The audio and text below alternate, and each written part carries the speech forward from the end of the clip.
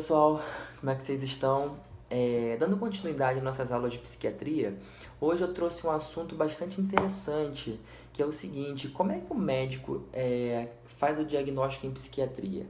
A gente sabe que a psiquiatria ela ainda é uma especialidade muito artesanal.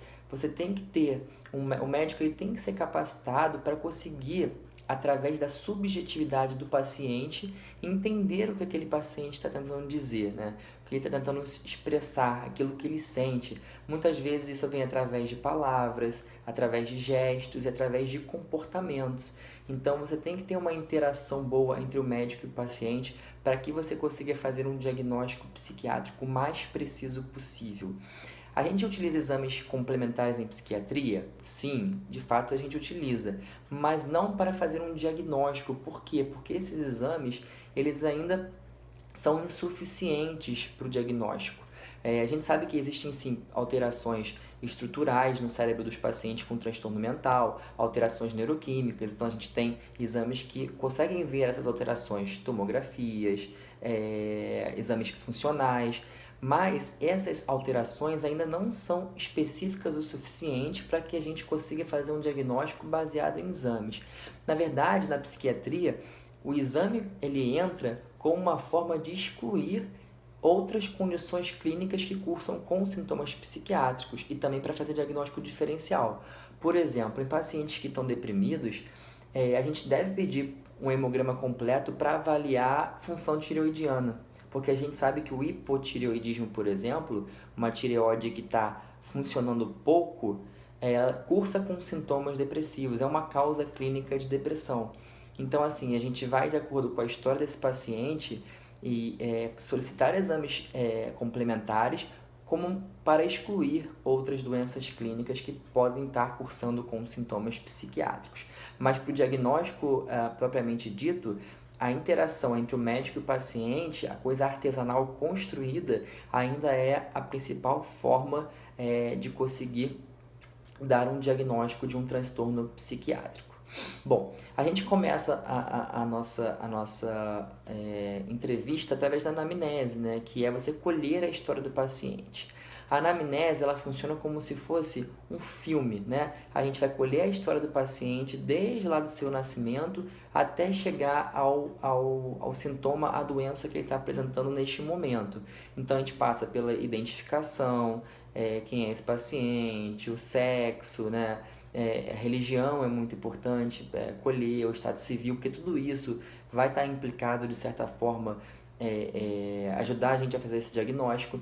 A gente tem que ver qual é a queixa principal, aquilo que o paciente está trazendo para a consulta, a história da doença atual, que é relacionar o sintoma que ele tem, coisas que melhoram, coisas que pioram esses sintomas, quando começou, como é que esse paciente lida com esse sintoma, trazer outras doenças psiquiátricas que podem estar influenciando nesse sintoma, associada à história patológica pregressa, que são alguma condição psiquiátrica prévia desse paciente, se esse paciente já teve alguma internação, se ele teve outras intercorrências, as doenças clínicas desses pacientes, porque existe uma relação muito próxima entre algumas doenças psiquiátricas e algumas doenças clínicas, saber as medicações que esse paciente está utilizando, porque a gente sabe que existem interações farmacológicas entre as drogas usadas pela psiquiatria e as drogas clínicas, né? Além disso, a gente tem que colher, por exemplo, uma história familiar bem precisa, porque a gente sabe que as doenças psiquiátricas têm um componente genético. Então, se a gente tem alguém na família com algum transtorno psiquiátrico, isso vai facilitar a gente na hora de dar o nosso diagnóstico para o nosso paciente. Temos que escolher uma boa história social, porque a gente sabe que a psiquiatria ela é indissociável da parte social, né? As doenças psiquiátricas, elas cursam em paralelo com questões sociais. Onde é que essa paciente vive? Como é que é a relação desse paciente com a família dele? Como é que é a relação financeira desse paciente? Tudo muito importante. História fisiológica também é importante. Colher um pouquinho sobre como é essa personalidade pré-mórbida do paciente, né? Como é que ele era antes da eclosão da doença, como é que foi a evolução desse paciente, como é que foi a criação dele. Então, todas essas informações vão ser importantes para auxiliar no nosso diagnóstico. Além disso, muitas vezes na psiquiatria, a gente usa o termo que é o motivo do atendimento, que é dado por terceiros, né? A gente sabe que em algumas doenças, principalmente numa doença, uma coisa mais aguda, numa doença mais grave, o paciente ele não consegue trazer as informações necessárias. Então a gente geralmente pega de terceiros, seja um familiar, por exemplo, ou um bombeiro que trouxe um paciente que estava na rua desnorteado, sem conseguir entender por quê, colocando risco para si próprio, para terceiros. Então, muitas vezes a história ela vem de terceiros, a gente precisa saber integrar as duas coisas, né? Aquilo que o paciente relata associado com aquilo que alguém, de informação que alguém trouxe junto com esse paciente. Bom, depois dessa primeira etapa que é a anamnese, que é um filme, né, a história daquele paciente, a gente faz o que a gente chama de exame psíquico. O que é o exame psíquico? É avaliar como é que a mente desse paciente ele tá funcionando, como é que a mente funciona. Mais uma vez, a gente não tem exame para isso, não tem como eu chegar lá, botar um microscópio na mente do paciente e entender o que está se passando, né? Então, o exame psíquico, que na verdade ele ocorre junto com a anamnese, é tudo junto e misturado, a gente só faz isso de uma forma didática. O exame psíquico é como se fosse uma fotografia. Como é que o paciente está no momento da entrevista? Por que isso é importante? Porque se eu fizer um exame psíquico agora e daqui a 5 minutos, eu posso ter um exame psíquico totalmente diferente. E essas fotografias elas são importantes que permitem que a gente compare o paciente de acordo com o tratamento. Nessa consulta ele está com o exame psíquico dessa forma, na consulta seguinte o exame psíquico está dessa forma. O que melhorou? Vamos comparar as duas fotografias. O que melhorou, o que piorou, e isso vai auxiliando a gente a acompanhar esse paciente depois de um diagnóstico. Bom, no exame psíquico, então, a gente vê as funções psíquicas, que seriam as funções da mente. E a gente vai ver que existem muitas funções da mente, são aproximadamente 15 funções, que varia de acordo com a literatura, mas que basicamente vai avaliar a integridade, né? Como é que está o funcionamento da mente desse paciente. A título de exemplificação, por exemplo, a gente vai avaliar a consciência. Como é que está a consciência desse paciente? Esse paciente está com a consciência clara? Consciência é a capacidade de você abarcar as coisas em determinado momento. Então, a gente vai avaliar se a consciência desse paciente está clara ou não está clara. A gente vai avaliar a atenção desse paciente. A gente vai avaliar a orientação desse paciente, orientação contra si mesmo, ou orientação no tempo e no espaço. Ele sabe onde é que ele está? Ele sabe que dia é hoje, que ano é hoje? Tudo isso é importante. A gente vai avaliar também o pensamento, é uma função psíquica. Como é que está esse pensamento? Esse pensamento está organizado? Esse pensamento está desorganizado? A pessoa está com um pensamento mais acelerado, menos acelerado? A pessoa tem alteração do juízo da realidade, ou seja, ela tem delírio, ela está criando uma história que não existe, por exemplo. Então, o pensamento é uma das funções psíquicas que mais vão estar alteradas em algumas doenças psiquiátricas.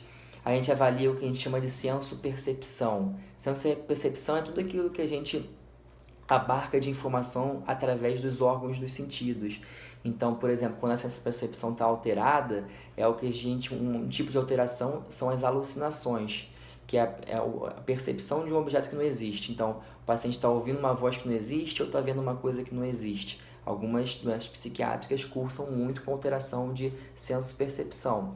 Além disso, consciência de morbidade. Esse paciente ele sabe da doença dele, ele entende a doença, porque isso vai implicar na adesão. Se ele entende a doença, ele vai aderir ao tratamento. Se ele não entende, ele não consegue aderir ao tratamento.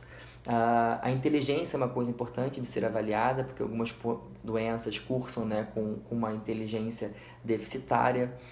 A memória também é muito importante, algumas doenças vão cursar com alteração de memória, então a gente tem que saber como é que está essa memória, e geralmente em inteligência e memória a gente lança a mão de alguns testes, né, que nos auxiliam a fazer esse diagnóstico. A psicomotricidade é uma outra função psíquica. Esse paciente ele gesticula muito, ele gesticula pouco, ele parece agitado, parece pouco agitado. Como é que está a motricidade desse paciente. Isso também auxilia no diagnóstico. A vontade, esse paciente ele tem vontade de fazer as coisas, ele consegue iniciar um projeto. Além da vontade, nós temos o pragmatismo, que é você conseguir colocar, finalizar aquilo que você se propõe a fazer. Então, esse paciente ele consegue iniciar um projeto e ele consegue finalizar esse projeto. Então, isso também é uma coisa muito importante.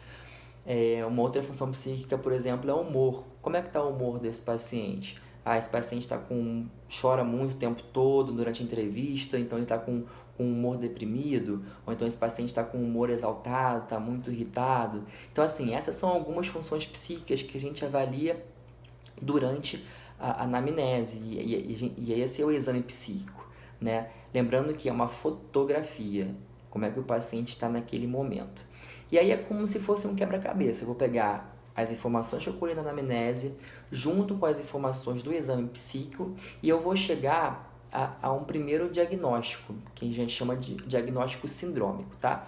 Antes de chegar ao diagnóstico sindrômico, a gente vai dar prosseguimento aos termos da anamnese, que é fazer um exame físico e solicitar os exames complementares para excluir causas clínicas. Então, eu peguei isso tudo, esse quebra-cabeça todo, montei esse quebra-cabeça e cheguei a um diagnóstico sindrômico. O que é o diagnóstico sindrômico? É o diagnóstico composto pelo conjunto de sinais e sintomas que eu obtive através desse quebra-cabeça. E aí o diagnóstico sindrômico em psiquiatria, nós vamos ter vários diagnósticos sindrômicos, tá? Eu vou citar, por exemplo, 4 principais, que é a síndrome ansiosa, que é o paciente, por exemplo, que na anamnese queixa muito de sintomas de ansiedade, sintomas de medo e sintomas físicos relacionados à ansiedade, taquicardia, sudorese, por exemplo, queixas de preocupações excessivas. Se eu junto isso tudo no quebra-cabeça, eu posso chegar a esse diagnóstico sindrômico de uma síndrome ansiosa. O outro diagnóstico sindrômico é a síndrome psicótica. Então, na anamnese e no exame psíquico, eu percebi que esse paciente tem muita alteração de pensamento, tem delírio, tem muita alteração na senso-percepção, por exemplo, alucinações auditivas em que ele está ouvindo vozes. Eu posso encaixar esse paciente numa síndrome psicótica, tá? Um outro diagnóstico sindrômico importante é a síndrome depressiva. Então, se na história eu vi que o principal sintoma desse paciente é um humor deprimido, falta de interesse ou prazer, alteração de sono, alteração de apetite, perda de energia, eu posso enquadrar esse paciente numa síndrome depressiva. Uma outra síndrome importante é a síndrome maníaca, que é o oposto da síndrome depressiva. É um paciente que está com um humor muito exaltado, está falando muito rápido, está com excesso de energia, está se envolvendo em muita atividade. Juntando esse quebra-cabeça, eu consigo chegar a um diagnóstico sindrômico de síndrome maníaca. A gente tem outros diagnósticos sindrômicos, síndrome amnésica, eu posso considerar a síndrome obsessiva-compulsiva, síndrome por uso de substâncias psicoativas. Então, assim, existem diversos diagnósticos sindrômicos. Esse diagnóstico ele funciona como se fosse um guarda-chuva, é um diagnóstico, é um primeiro diagnóstico, um diagnóstico, digamos, mais abrangente. Depois que eu chego nesse diagnóstico sindrômico, aí eu vou tentar fazer um diagnóstico nosológico, tá? Lembrando que na psiquiatria eu não consigo nem chegar à doença, porque para chamar alguma coisa de doença, eu tenho que conhecer tudo, desde a origem, qual é a etiologia, etc. Mas na psiquiatria a gente não consegue ter esse grau de certeza. Então eu chamo de transtorno. Como é que eu chego no diagnóstico nosológico? A gente utiliza principalmente o manual de diagnóstico norte-americano, que hoje em dia está na 5ª edição, é o DSM-5. Esse manual diagnóstico ele vai trazer critérios diagnósticos que vai permitir que a gente enquadre a pessoa mais especificamente em um determinado transtorno. Por exemplo, na história clínica desse paciente, eu percebi que ele tem um grau de ansiedade, tem preocupações excessivas sobre o futuro em diversos aspectos da vida dele, no trabalho, na escola, fica o tempo todo ruminando aquelas preocupações excessivas, tem alguns sintomas físicos, né? Uma certa sensação de que está com os nervos à flor da pele e outros sintomas físicos, eu consigo Por exemplo, chegar ao diagnóstico sindrômico de síndrome ansiosa. Mais especificamente, parece ser o diagnóstico nosológico de transtorno de ansiedade generalizada.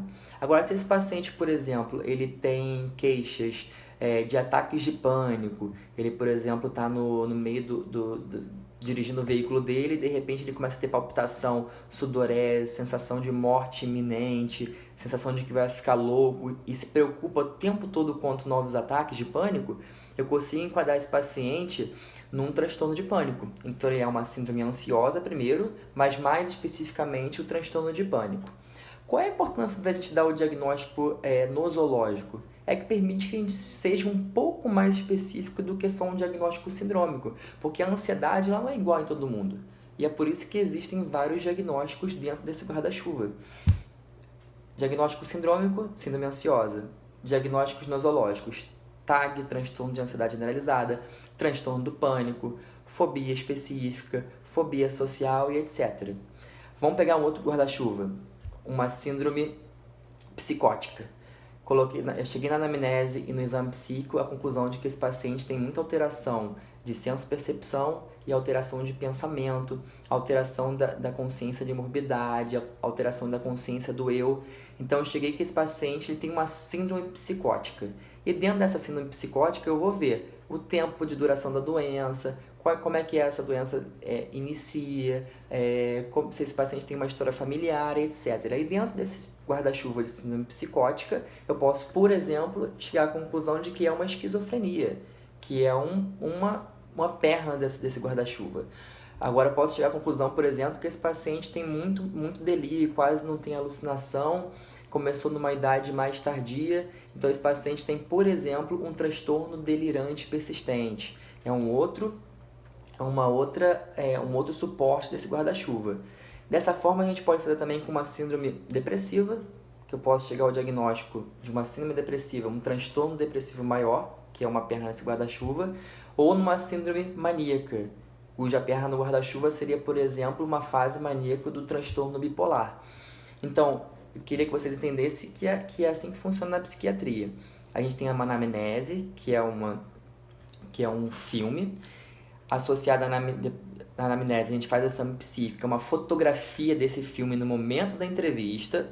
A gente faz os exames complementares, o exame físico, e isso tudo, o conjunto disso tudo, permite que a gente faça um diagnóstico sindrômico, que é o diagnóstico das síndromes. Depois disso, a gente consegue fazer um diagnóstico nosológico, e isso orienta um tratamento e um acompanhamento adequado desse paciente. Tá? Outra coisa que eu queria frisar é o seguinte, que a gente separa didaticamente as funções psíquicas, mas na prática é tudo interligado. Não tem como avaliar consciência separado de atenção, separado de pensamento, é tudo interligado.